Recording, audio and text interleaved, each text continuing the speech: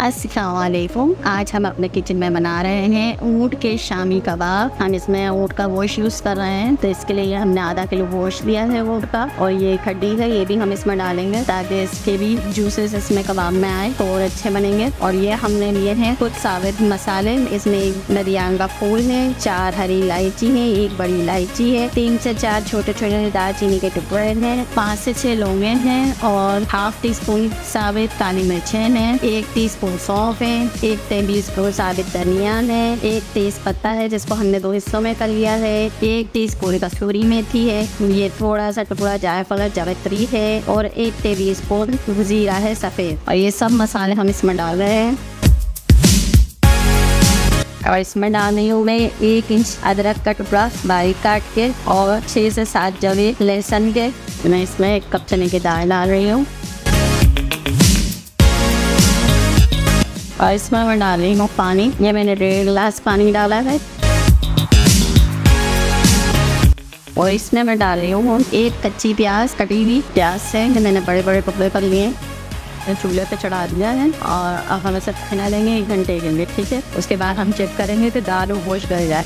ये मैंने पकने रखा हुआ है, इसको पकते हुए अभी 20 मिनट हुआ है। इसमें मैं डाल रही हूँ हल्दी पाउडर 1 टीस्पून और 1 टेबल स्पून कुटी हुई लाल मिर्च, और इसे फिर से मैं पकने छोड़ दूंगी। 1 घंटा कंप्लीट करना है ताकि इसका पानी भी खुश्क हो जाए, गोश्त भी गल जाए। ये देखिए सारा पानी खुश्क कर लिया है, दाल भी गल गई और ऊँट का गोश्त भी गल गया है, ठीक है। और मैंने इसमें से हड्डी को रिमूव कर दिया है, और ये कुछ गरम मसाले भी मैंने रिमूव कर दिए हैं, जिसमें तेज पत्ता, जायफल, छोटी और बड़ी इलायची और ये बनियान का फूल, ये मैंने इसमें से रिमूव कर दिए हैं। अब इन सबको मैं पीस लेती हूँ। इसके ये मिक्सचर जो है दाल का गोश्त का, इसको मैं पीस लेती हूँ, फिर आपको दिखाती हूँ। ये देखें, ये मैंने मिक्सचर पीस लिया है। अब मैं इसमें डालूंगी आधी गड्डी हरा धनिया, आधी गड्डी पुदीना। अब मैं इसमें डालूंगी 1 प्याज चॉप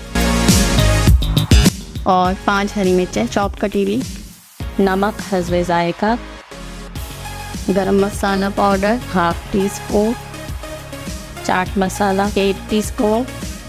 अब हम इसको मिक्स कर लेंगे अच्छे तरह से, हम इसको मिक्स कर लेंगे, ठीक है। अब मैं फिर इसके आपको कबाब बना के दिखाती हूँ। देखिए अब हम इसके कबाब बनाएंगे। आप चाहें तो शामी कबाब बनाने के सांचा आता है, उससे भी बना सकते हैं, उससे ईद जैसे बनाएंगे तो चिकन बन गया इसी तरह से। और हम लेंगे बड़े छोटे जितने आपने बनाना हो, जिस साइज़ का तो आप बना सकते हैं। मैं सारे बना लेती हूँ, फिर आपको दिखाऊंगी।